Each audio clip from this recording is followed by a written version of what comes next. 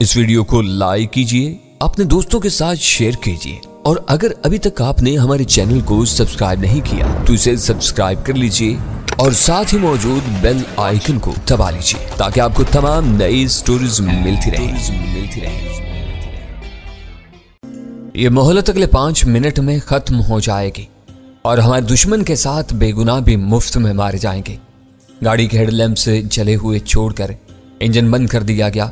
सुल्तान शाह ने driving seat के नीचे से खुदकार राइफल और उसके जेब भरे हुए मैगजीन का पैकेट लिया और अव्वल खान के साथ गाड़ी से उतर गया।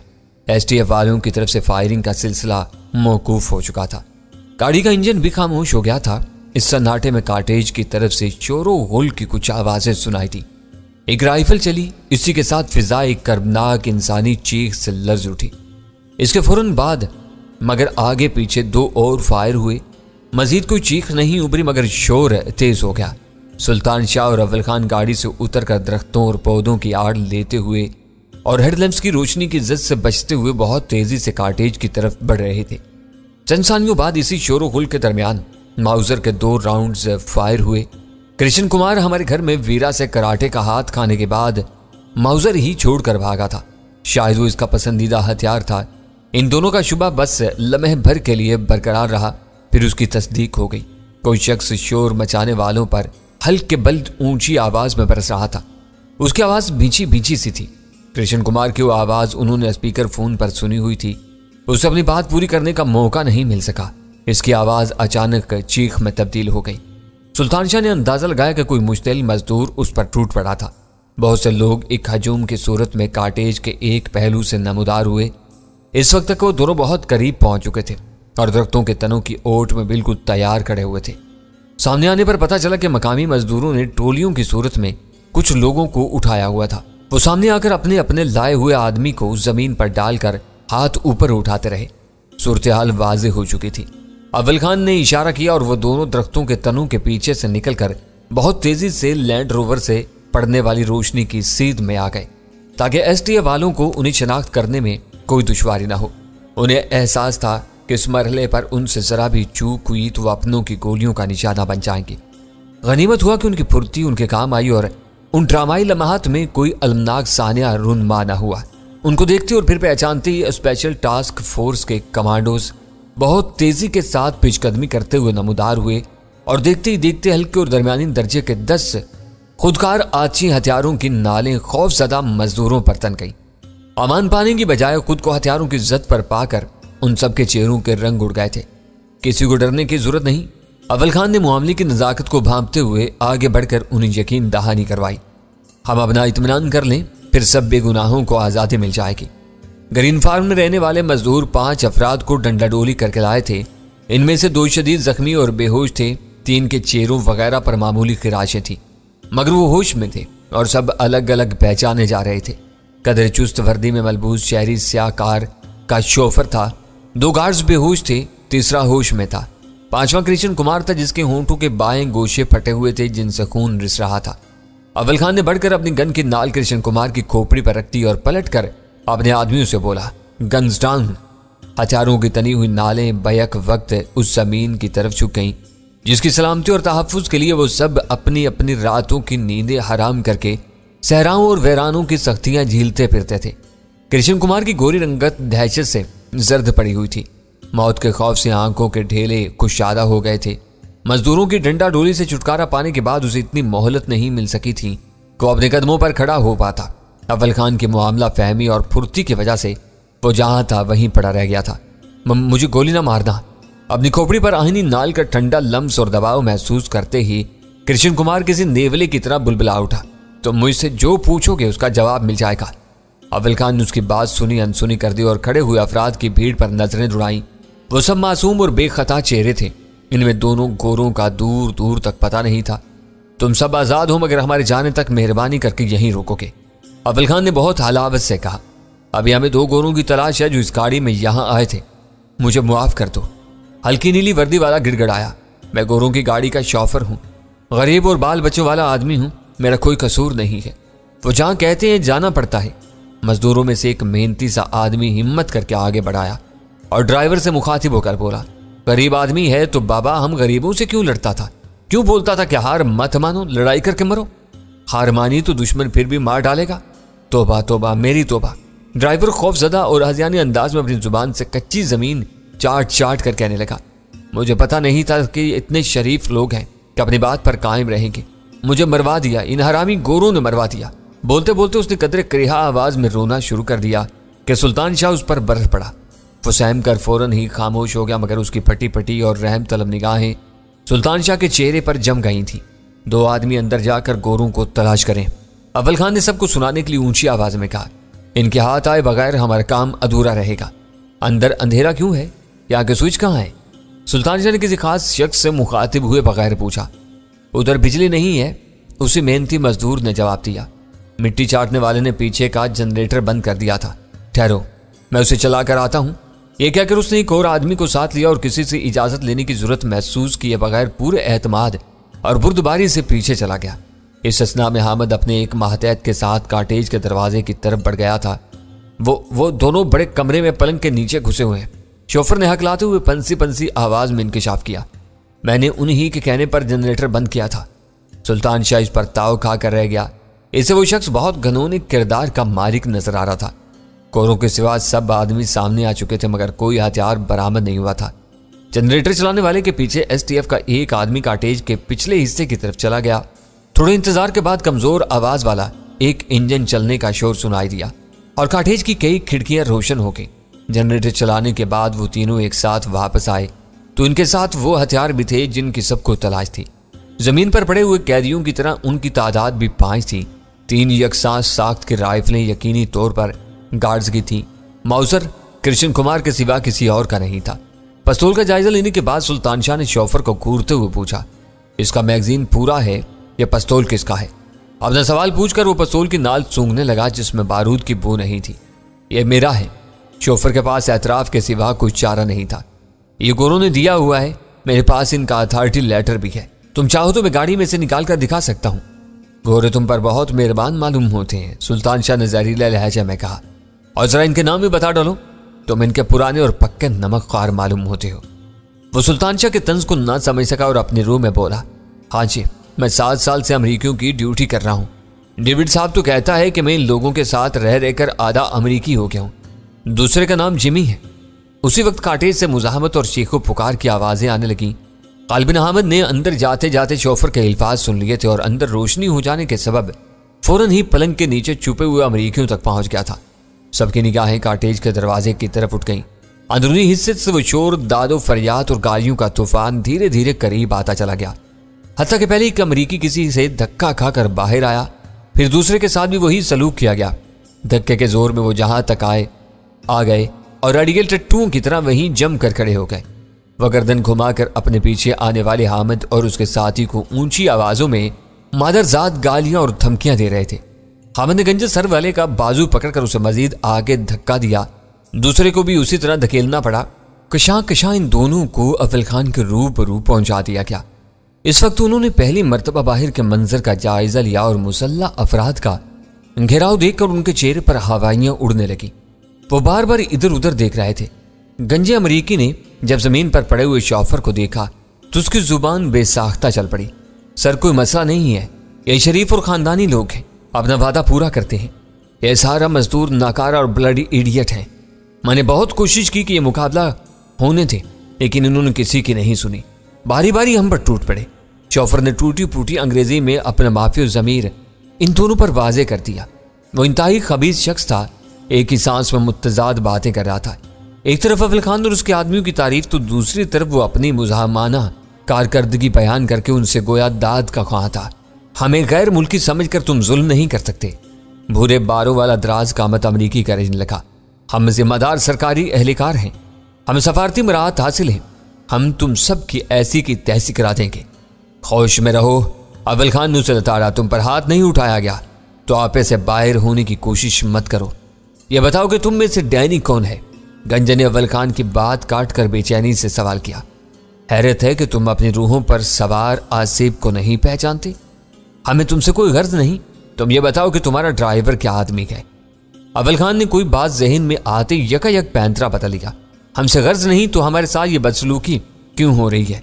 गंजे ने हैरत और नागवारी से कहा, सिर्फ इसलिए कि तुम कृष्ण कुमार की पनाहगाह से बरामद हुए हो और यह खबीस आदमी तुम्हारा ड्राइवर है।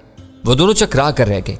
पूरी तौर से उनसे कोई जवाब नहीं बन पड़ा और फिर दराज का मत अमरीकी ने कहा, हम यहाँ अजनबी हैं, शोफर ही तफरीह के लिए हमें यहाँ लाया था। यह हमारा खास आदमी है और हम इस पर पूरा एतमाद करते हैं। अगर तुमको इससे कोई खास पुरखाश है तो तुम बेशक इसे रोक लो। हम मकामियों के किसी झगड़े में फरीक बनना पसंद नहीं करते। हमें वापस जाने दो।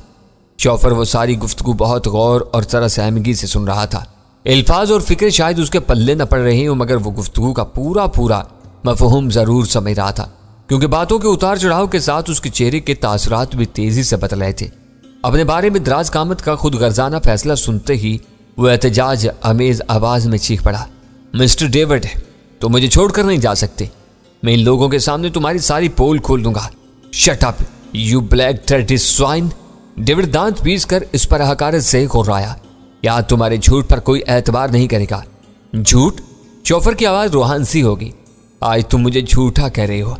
यहाँ आने तक मैं तुम्हारा सबसे चाहता पाकिस्तानी था, जिसे तुम अमेरिका बुलाकर इनाम में एक बेबी कार देना चाहते थे। मैंने तुम्हारे इशारे पर 2 खून किए, अपने बाल बच्चों का पेट पालने के लिए तुम्हारा जायज और नाजायज हुक्म माना, और अब तुम बीच मझधार में मुझे अपनी कश्ती से धक्का दे रहे हो। तुम बोलते रहो, यहाँ तुम्हारी बात कोई नहीं सुनेगा। गंजा जिमी ने बेपरवाही से कहा। अव्वल खान वहां मजीद रुकने के लिए तैयार नहीं था। शदीद फायरिंग की आवाजों के नतीजे में गोट की आबादी में इस्तराब फैलना फितरी था। बागों में इनके दोस्त और रिश्तेदार काम करते थे। इनके तहफ़्फ़ुज़ के लिए वो जत्थों की सूरत में बागात का रुख कर सकते थे। ऐसा वक्त आने से पहले वो इस इलाके से बहुत दूर निकल जाना चाहते थे। असल मिशन मुकम्मल होते ही उसे दूसरी फिक्रों ने आन घेरा था। शोफर के बारे में उसकी मेहनत बार आवर साबित हुई थी। उस बाद नसीब ने अपनी जुबान से 2 अफराद के कत्ल का एतराफ़ कर लिया था। डेविड और जिमी के लिए अव्वल खान के दिल में कोई नरमगोशा नहीं था। उसकी नज़रों में वो तीनों यकसां सलूक के हकदार थे। कोरों के अंजाम के बारे में उसने उसी वक्त फैसला कर लिया जब उसने अहमद कोई ने जख्मी न करने की हदायत की थी। उसने सुल्तान शाह और अहमद को करीब बुलाकर अपने फैसले से आगाह किया। अव्वल खान की तजवीज़ में कोई खामी नहीं थी। उस पर अमल दरामद का फैसला होते ही मजदूरों को फौरी तौर पर बाग छोड़कर अगली सुबह तक के लिए अपने अपने घरों को जाने की इजाज़त दे दी गई। इन्हें अमान मिल गई थी, लेकिन वहां जो खौफनाक फायरिंग हुई थी उसकी दहशत मजदूरों के दिलों में बैठी हुई थी। इजाज़त मिलते ही सब तेजी से अपने अपने रास्ते पर हो लिए। इस खेल के दौरान में अव्वल खान का अमला अपने दूसरे कामों से गाफिल नहीं था। दूर खड़ी हुई गाड़ियां कार्टेज तक लाई जा चुकी थी। मैदान साफ होते ही अमन ने कसरती जिस्म वाले एक शख्स के साथ मिलकर अपना काम शुरू कर दिया। ग्रीन फार्म में बिलाशुबा गोलियों के बेशुमार राउंड फायर किए गए थे, लेकिन कमाल की बात यह थी कि इसमें सिर्फ एक मजदूर का बाजू जख्मी हुआ था। आपस के तसादुम में गार्ड्स के फायर से जख्मी होने वाले की दिलदोज चीख महज उसके खौफ का नतीजा थी, वरना जिल्द को चीरता हुआ जख्म कारी नहीं था।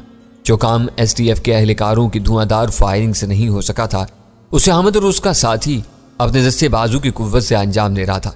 पहले मरहले में उन दोनों ने तीसरे गार्ड्स और दोनों अमरीकियों को चश्मे सदन में कराटे के हाथ दिखाकर बेहोश कर दिया। गार्ड्स हमारे लिए बेमसरफ थे, इन्हें वहीं छोड़ दिया गया। शोफर समझा कि अगली बारी उसकी होगी। वो किसी ज़िबा होने वाले बकरे की तरह शोर मचाने लगा। सुल्तान शाह ने उसकी कमर पर लात रसीद की और उससे कहा, टकराने की जरूरत नहीं, अभी तुमको अपने आकाओं को वापस ले जाना है। फनवीज सुनकर शोफर की जान में जान आई। हामिद डेविड को स्याह कार की पैसेंजर सीट पर और उसका साथी बेहोश जिमी को अकबी नशिस्त पर डाल रहा था। इस कार को दरमियान में ले जाकर हमारा कारवां तेजी से ग्रीन फार्म से निकलता चला गया। गाड़ियां वहां से जाने वाले मजदूरों के करीब से गुजरी तो उन्होंने पुरजोश अंदाज में हाथ लहरा लहरा कर ऊंची आवाजों के साथ इन्हें अलविदा किया। जरा सी देर में बागात पीछे रह गए। कच्चे का सफर शुरू हो गया। अव्वल खान ने अपने फैसले के नफाज के लिए खुश्क बरसाती नाले के करीब एक ढलान का इंतखाब किया हुआ था। उसके आसार नजर आते ही अव्वल खान ने सुल्तान शाह को इशारा किया और उसने लैंड रोवर की रफ्तार कम कर दी। ढलान से मुनासिब फासले पर सुल्तान शाह ने जीप रोक दी। इस रास्ते के बाएं जाने में एक गहरा खतरनाक खड्ड था। अगली गाड़ी से अव्वल खान नीचे उतरा। आखिरी गाड़ी से हामिद अपने साथी के हमरा बरामद हुआ और वो तीनों लपक कर स्याह कार के करीब पहुंच गए। शोफर रास्ते की गर्द से बचने के लिए अपनी खिड़की का शीशा चढ़ाए बैठा था। गाड़ियां रुक चुकी थी, मगर टायरों का उड़ाया हुआ गर्दो गुबार का बादल फिजा में मंडला रहा था। हमने शोफर के करीब पहुंचते ही उसका दरवाजा एक झटके से खोल दिया। पायदान से पैकेट उठा दो, हमने पूरी संजीदगी के साथ ड्राइवर से कहा। वो अपने कदमों में पैकेट टटोलने के लिए बेसाख्ता स्टीयरिंग पर झुकता चला गया। हमने उसके जवाब का इंतजार नहीं किया। हेडरेस्ट और खोपड़ी के दरमियान मुनासिब फासला पैदा होते ही उसने ड्राइवर की गुद्दी पर खड़ी हथेली का एक नपा तुलावार किया। चुटकी हल्की सी आवाज के साथ कातिल शौफर की गर्दन का कोई मनका टूटा। उसने पूरे वजूद की झुरझुरी के साथ एक हल्की सी हिचकी ली और उसका सर बेजान होकर स्टीयरिंग व्हील से जा टिका। दोनों हाथ पायदान पर झूलते रह गए। खामिद ने दोबारा दरवाजा बंद कर दिया। ड्राइवर पूरी तरह होश में था, इसलिए सबसे पहले उसे ठिकाने लगाया गया। दोनों अमरीकी बेहोश थे। इनके सर आगे झुकाकर खामोशी और सर्द मेहरी के साथ इनकी गर्दनें भी इसी तरह तोड़ दी गई। इस एहतमाम के नतीजे में मेडिकल रिपोर्ट एक ही कहानी सुना सकती थी कि अचानक ब्रेक लगाने या सामने से आने वाली किसी गाड़ी से तसादुम के नतीजे में इन तीनों की गर्दनें टूटी और वो इसी लम्हे जहन्नुम वासिल हो गए। अव्वल खान ने स्याहकार का हैंड ब्रेक छोड़ा और इग्निशन में लगी हुई चाबी घुमाकर इंजन स्टार्ट कर दिया। वो गाड़ी ढलान से जरा पहले खाई के करीब रुकी थी, फिर भी हामिद ने एहतियातन उसके अगले टायरों के आगे पत्थर लगा दिए ताकि गाड़ी आगे न लुढ़क सके। फिर वो अलग हो गया। अव्वल खान के इशारों पर अमल करते हुए सुल्तान शाह तीसरी कोशिश में लैंड रोवर को मतलूबा पोजीशन में लाने में कामयाब हो गया। अव्वल खान ने आखिरी बार उसे रिवर्स में बुलाकर आखिरी मरहले पर रोक दिया। सुल्तान शाह गाड़ी को दोबारा आगे ले गया। इस दौरान में पिछली लैंड रोवर को स्याह कार से अलग अव्वल खान की गाड़ी से भी आगे निकाल लिया गया ताकि वो किसी नागाहानी हादसे का शिकार न हो सके। पूरी तरह मुतमईन होने के बाद अव्वल खान लपक कर महफूज फासले पर जा चुका था। इस बार सुल्तान शाह की लदी हुई लैंड रोवर बहुत तेजी से गुर्राती हुई पीछे की तरफ आई। उसका बायां बम्पर पुरशोर आवाज के साथ स्याहकार के दाहिने हेडलैम्प्स और ग्रिल से टकराया। देखते ही देखते वो स्याहकार 3 लाशों के साथ मुहिब धमाके पैदा करते हुए गहरे खड्ड में जा गिरी। स्याहकार की पेट्रोल की टंकी फटते ही भन की एक आवाज आई और चट्टानी पत्थरों पर आहिनी बाड़ी की रगड़ से पैदा होने वाली चिंगारी ने शोलों में तब्दील होकर खाई के साथ कुर्बो जवार के इलाके को भी रोशन कर दिया। इस वक्त सिर्फ अव्वल खान बाहर था। वो दौड़ता हुआ आया और सुल्तान शाह के बराबर में बैठ गया। अव्वल खान की जीप आगे निकलते ही हामिद वाली गाड़ी भी बर्क रफ्तारी से सुपर हाई वे की तरफ दौड़ने लगी थी। तो इंतहाई मोजीद दुश्मनों के साथ एक मकामी कातिल को कामयाबी से ठिकाने लगाया जा चुका था। कृष्ण कुमार बेहोशी की हालत में अव्वल खान की गाड़ी के पिछले हिस्से में पड़ा हुआ था। आईबी वालों की पोजीशन मखदूश किए बगैर स्टेशन 4 के सरबराह ने अपने मकासद हासिल कर लिए थे। ग्रीन फार्म के हदूद में राइफल का पहला फायर होते ही मुझे आईबी वालों के ट्रांसमीटर पर होने वाली गुफ्तगू से इल्म हो गया था कि अव्वल खान की पार्टी मंजिल मकसूद पर पहुंचकर अपना ऑपरेशन कर चुकी थी। मुहिम जोई का आगाज होते ही K1 के आदमी ने ग्रीन फार्म से वापस दौड़ लगा दी थी। मैंने वक्त की कमी की वजह से उस मुहिम के बारे में बराह रास्त जलाल से कोई गुफ्तगू नहीं की थी, लेकिन K1 की हर बात इस कदर वाज़ेह थी कि हमें फैसला करने में देर नहीं लगी और किसी दुश्वारी का सामना नहीं करना पड़ा था। आईबी वालों की पॉलिसी के मुताबिक इनके किसी भी आदमी का ग्रीन फार्म के कुर्बो चवार में पाया जाना करीने मसलहत नहीं था। K1 का आदमी मुकाबले में हिस्सा नहीं ले सकता था। 2 लैंड रोवर्स को देखते ही उसने अंदाजा लगा लिया था कि वहां कोई बड़ी कार्रवाई होने वाली है। ऐसे में वो किसी भी फरीक की भटकी हुई गोली का निशाना बनकर जख्मी हो जाता तो उसके लिए अपने दूसरे साथियों तक पहुंचना भी दुश्वार हो जाता। वो लोग ग्रीन फार्म से बहुत दूर थे और उनका तीसरा साथी भी वहां से लौट रहा था। वो लोग वक्फे वक्फे से जो रिपोर्टें दे रहे थे, इनसे मुझे सही अंदाजा नहीं हो पा रहा था कि मुकाबले में किस फरीक का पलड़ा भारी था। वीराने में होने वाली जबरदस्त फायरिंग की गूंज रात के सन्नाटे में गोड़ तक सुनाई दे रही थी और K1 के साथी अपने तजर्बे के बिना पर इसे बता रहे थे कि मुकाबले में किस किस नौइयत के हथियार इस्तेमाल हो रहे थे। फिर यह खबर भी मिल गई कि दोनों गाड़ियां तेजी के साथ कराची लौट रही थी। मैंने कई बार अव्वल खान के मोबाइल पर राब्ता करना चाहा, लेकिन हर बार नाकामी हुई। हर बार रिकॉर्डिंग सुनाई दे रही थी कि मतलूबा फोन बंद था। थक हार कर मैंने अपनी कोशिशें तर कर दी। आधी रात के बाद मुझे अव्वल खान का पहला पैगाम मौसूल हुआ। वो कृष्ण कुमार को लेकर कामयाबी से स्टेशन 4 पहुंच चुका था और मुझे वहां बुला रहा था। कृष्ण कुमार का खतरा जड़ से खत्म हो चुका था। दोनों औरतें घर को छोड़कर मेरे जाने में कोई रुकावट नहीं थी, लेकिन उसके खिलाफ गजाला और वीरा की नफरत इस कदर गहरी थी कि वो दोनों पहली फुर्सत में उसे उसकी जसारतों का मजा चकाने पर तुली हुई थी। इनके इसरार के पेश नजर मुझे हथियार डालने पड़े और जरा सी देर में तैयार होकर हम तीनों स्टेशन 4 की तरफ रवाना हो गए। कृष्ण कुमार होश में आ चुका था। इस वक्त उसके गोरे चिट्टे चेहरे पर यरकान किसी सर्दी छाई हुई थी। ग्रीन फार्म से उसे पकड़ने में ताकत के इस्तेमाल की नौबत नहीं आई। बस इसकी एक रग पर नपा तुलावार करके इसके दिमाग को अंधेरों की धुन में धकेल दिया गया था। इस बेहोशी का दुरानिया खत्म होने के बाद उसने खुद को बिल्कुल मुख्तलिफ सूरत हाल से दो चार पाया था। इस तब्दीली पर उसके पूरे वजूद से तशवीश और परेशानी का इजहार हो रहा था। उसके होंठों के फटे हुए गोशों पर खून की पिपड़ियां जम चुकी थी। वो एक तेज रोशन कमरे के वस्त में आईनी कुर्सी पर बैठा हुआ था। उसकी बाँछों पर जमे हुए खून पर पहली निगाह पड़ते ही मुझे यूं महसूस हुआ था जैसे वो किसी नेवले का इंसानी रूप रहा हो और थोड़ी देर पहले किसी नाग का फन चबा कर बैठा हो। वो अपने दोनों हाथों की उंगलियां आपस में पंसाए आगे झुका हुआ बैठा था। दरवाजा खुलते ही उसकी मुतजस्सिस निगाहें हमारे चेहरे पर मरकूज हो गईं और आपस में फंसी हुई उंगलियां मुसरिबाना अंदाज में हिलने लगी। अव्वल खान सबसे आगे था, उसके पीछे गजाला और वीरा थी। आखिर में मैं सुल्तान शाह के साथ उस कमरे में दाखिल हुआ। मैंने देखा कि इन दोनों औरतों पर निगाह पड़ते ही कृष्ण कुमार की आंखों में खौफ के साए मंडलाने लगे। सफेद नेवले, वीरा के होंठों से कहर में डूबी हुई तेज आवाज उभरी, तेरी रस्सी बहुत दराज रही, आखिरकार आज तू हमारे जाल में आ ही गया। अब देखते हैं कि यहां तुझे बचाने के लिए कौन आता है। नहीं, तुम मेरे करीब नहीं आओगी। वीरा के खतरनाक तेवर भांपकर कृष्ण कुमार ने बहुत फुर्ती से अपनी जगह छोड़ी। इसका अंदाजा था कि वीरा हवा में उड़ती हुई अपने जूतों से उसके चेहरे पर कारी जरब लगाएगी। उसने जगह छोड़ने के साथ नीचे झुककर अपने चेहरे को वीरा की इज्जत से बचाने की इस्तरारी कोशिश की, मगर वीरा इन फनून में पूरी तरह ताक थी। उसने कृष्ण कुमार के कदमों की हरकत देखते ही समझ लिया था कि वो किधर जाएगा और किस तरह झुकाई देकर उसके वार को नाकाम बनाने की कोशिश करेगा। इस वक्त वीरा से अंदाजे की जरा सी भी गलती हुई होती तो न सिर्फ उसका वार खाली जाता बल्कि वो फिजा में कई फुट की बुलंदी से पुश्त के बल फर्श पर गिरती और अपनी कोई न कोई नाजुक हड्डी तुड़वा बैठती। उसने फिजा में उड़ते हुए अपने लचकीले बदन को जुम्बिश दी और फिर उसकी दोनों लातें पूरी कुव्वत से कृष्ण कुमार के झुके हुए चेहरे से जा टकराई। कृष्ण कुमार एक बेसाख्ता चीख मारकर कई फुट दूर तक लुढ़कता चला गया। वीरा ने अपनी हथेलियां फर्श पर टेक कर फिजा में उल्टी कलाबाजी खाई और अगले हिला में वो दोबारा अपने कदमों पर खड़ी हो चुकी थी।